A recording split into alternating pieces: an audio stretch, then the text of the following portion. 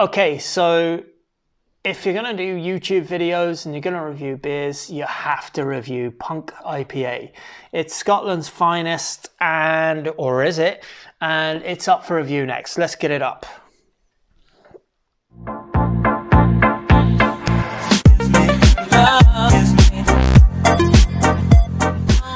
So welcome back to Views on Brews. I'm Brendan, and this is a postmodern classic that every craft beer drinker, non-craft beer drinker, every wine drinker, every single person knows this beer. It's Punk IPA from Brewdog, brewed up in Ellen in Scotland. Doesn't need any introduction. But something that I'm going to find really interesting when I review this beer is, has it changed? Because I think over the last few years, my palate has changed. Will I be able to notice, has this beer changed?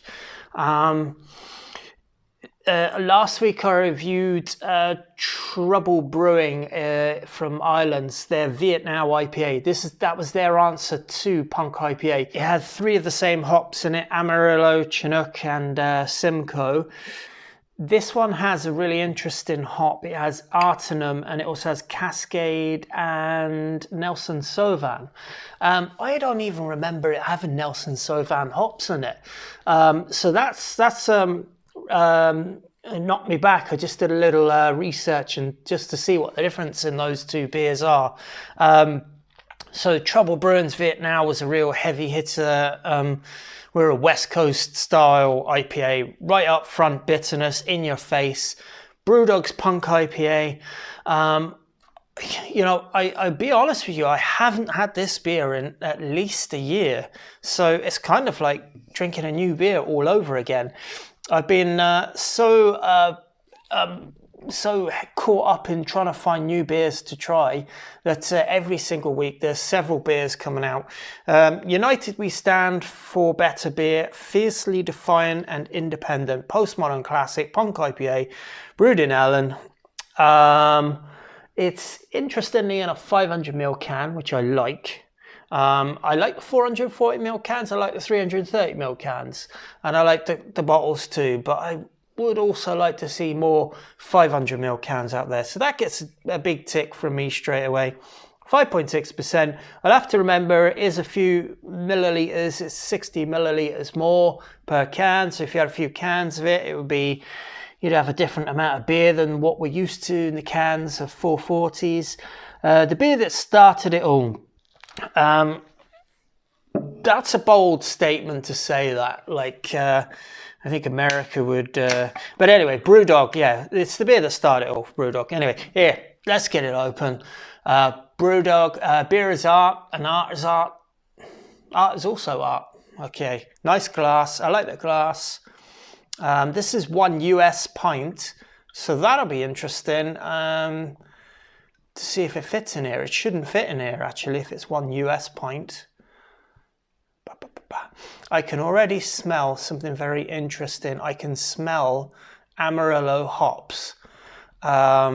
Unmistakable orange flavour in the beer. I've got about this much left in it. I'm not going to worry about that. We want to taste this beer. So let's have a little look at it. Okay, so there is a little bit of unfiltered haze in it, which is just perfect. It's got a very nice, stable, compact, densely compact head of bubbles, head of foam. Beautiful, nice carbonation rising up through the beer. The pint looks very good. It looks very appetizing. Nice sort of, antique gold, copper, amber color going on. Much the same as a lot of IPAs, to be honest, and more on the slightly lighter side than some of those old West Coast IPAs that have a lot of, light to medium amber shades in them. This one has like a sort of an antique gold sort of shade to it. Anyway, have a look at the beer there. Check it out. It looks fine in the glass. The head is staying on it nicely, which I think is great. I like that 500ml can. I like what I'm getting on the nose. I think Brewdog come under a lot of fire because their PR is shocking, and I think that shocking PR probably has propelled them into the stratosphere in terms of like what it's done for them, like all these crazy sort of things with Elvis and all these, you know, all the news headlines that Brewdog gets, you know, for craft beer drinkers, that's probably a no-no, but for the rest of the entire beer drinking world that don't drink craft beer morning, noon or night, it's probably actually really good, really fun, really interesting. And then you see Brewdog, Brewdog, Brewdog everywhere you look, it's just Brewdog. So it's done them, you know, that's marketing genius. That's what it's all about. You're here to make money. But is the beer any good? That's what I want to find out. I'm going to give it a bit of I'm going to be really careful, but I'm going to give it a bit of a swizz up here and see. I'm going to give it a bit of a swizz up here. I've just got out of the shower, and do you know what? All I can smell is shower gel. 1 second now. Let me get a bit out of it. I can't spin these. The thing is, when you're tasting a beer and you want to get the aromas off the beer, it's no good filling the thing up, because you're never going to be able to release some of those volatile aromas from the hop oils, you know, that carry up through the carbonation and out up into your nose. If you can't do that, you can't really say that you've got the full aroma profile. So I'm going to do something. I'm going to do this in reverse. I'm just going to have a big swig of it. I'm going to pay no attention to that. And now I'm going to see if I can get something. Yeah, bit of orange, bit of floral, bit of a nice sort of bouquet of, you know, flowery sort of. I wouldn't say that I am getting a whole heap off on the nose, but definitely some orange there. Definitely a little bit tropical. There is Cascade in this, so I would expect some kind of tropical, and there's Simcoe in this, so Amarillo, all of those. You're going to get, like, when you have that many hops, and it's 6 different hops, stone fruit is what I get. I'd say it's one of those beers that you're not going to get masses on the aroma now. Now, did I, when I first opened this 4 or 5 years ago? Absolutely I did. But has my palate changed? Yes, it probably has. And in defense of the beer, you know, I probably perceive, you know, my body has grown accustomed to hops at this stage. Yeah, not too much more on those. I'm not going to fiddle about with it too much. There's maybe a tinge of caramel going on there as well. Let's give the beer a proper taste and let's see what it's like on the bitterness front.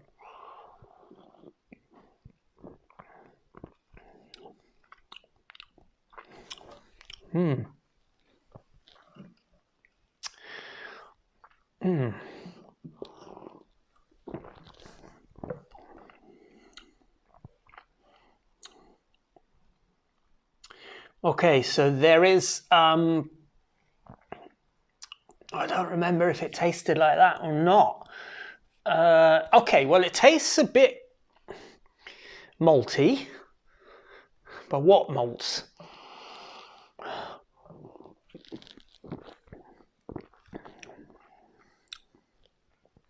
It tastes funny.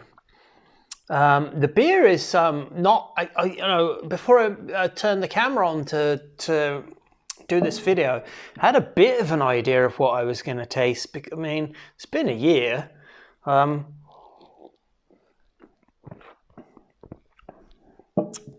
There's a good amount of caramel. There's a good amount of biscuit malt coming through this. Yeah, there's decent backbone of malt, but the hops in it are very interesting. I'm not sure. I think I need to drink like most of this pint to really register whether I enjoy it or not.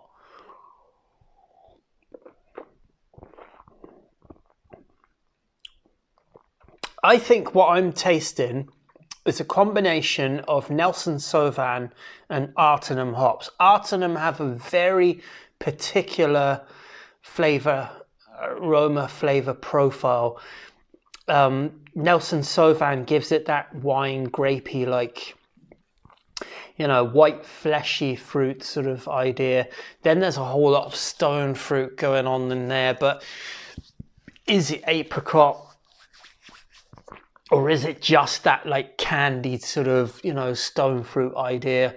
It is, it feels like a postmodern classic. It actually feels like that's the right label for it now, because we're so used to Whirlpool hopped beers.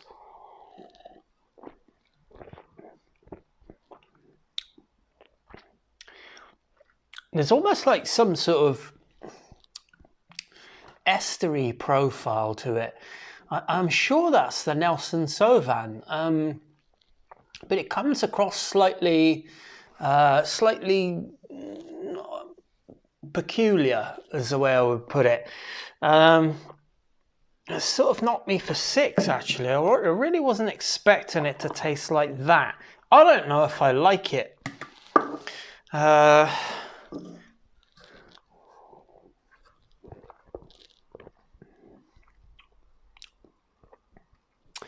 There's a medium level of bitterness to this beer.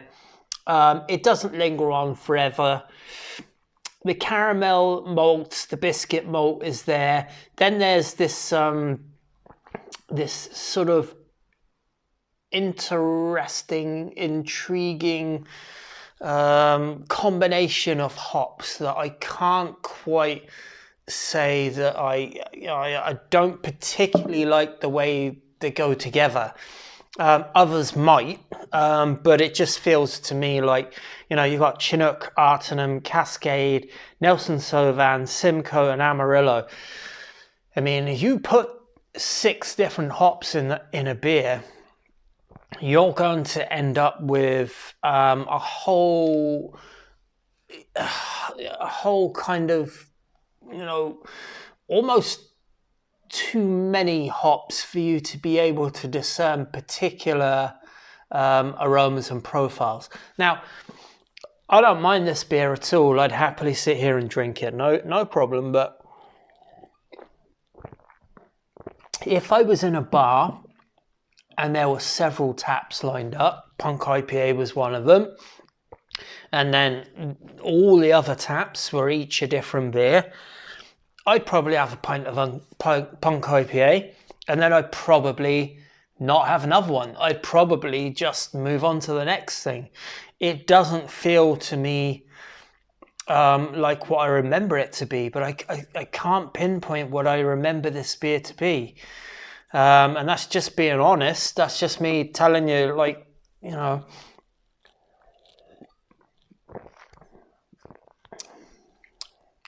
the Artium is a bit... Artium hops. I had a friend brewed a homebrew beer with Artium hops in it, and it has this very, very unique hop profile. If you've not had a beer with just Artium hops in it, like an English IPA with Artium hops in it, it's very, very interesting. It borders on sort of herbal, but it really sits in no man's land in terms of, you know, descriptors. And you know you can't say, oh, that's a tropical, that's a fruit, that's a floral. It's maybe a bit earthy, maybe a bit herbal. I find that beer okay, and that's just being completely honest about it. I don't know, has the beer changed or have I changed, but I now have had, I mean, compared to Vietnow, just one second, let me go get this can, hold on. Oop. Compared to this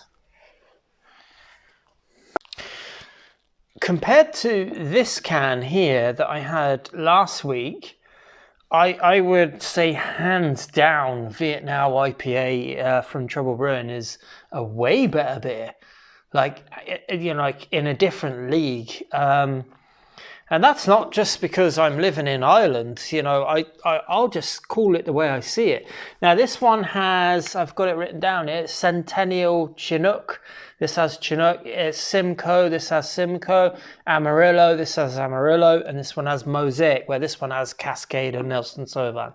So similar, but this one was absolutely in your face bitterness.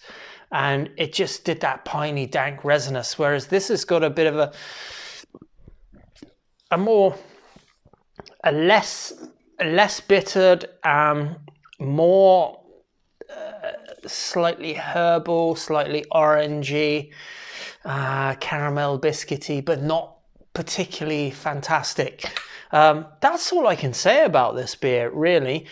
Yeah, mouthfeel. What is the mouthfeel like of the beer? It has that medium level of mouthfeel to it that gives it drinkability, so you can order several pints of this. And you know, if you're brewing as a craft brewer in the industry and you want to sell your beer on volume, you've got to keep your beer drinkable. And if you, and by that I mean, you know, after one pint I can't go, I need to try something else. It must be, I must feel like I can drink several pints more of that beer. Okay, so for that reason it's 5.6. For this one it's 5.5. Okay, I feel like I'm doing a side-by-side almost of these beers. But the drinkability of this beer is there. It's in there in spades, whereas this one was fairly heavily bittered.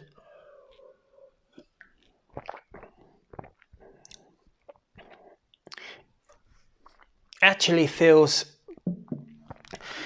like they've intentionally pared it back on the hops in order to make you consume more of that beer.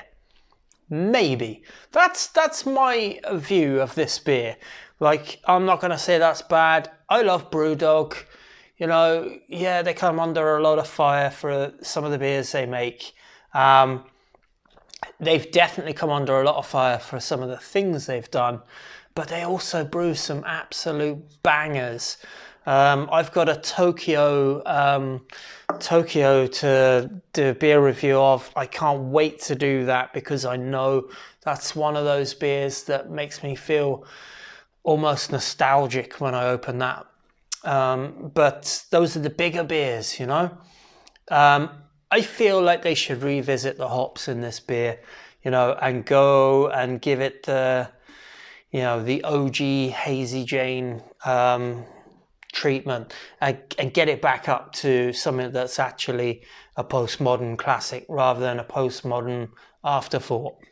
My view on that beer, not bad, but this, absolutely Vietnow, right now. That sounded a bit cliche. Anyway, it's on to the next one. Cheers, bye.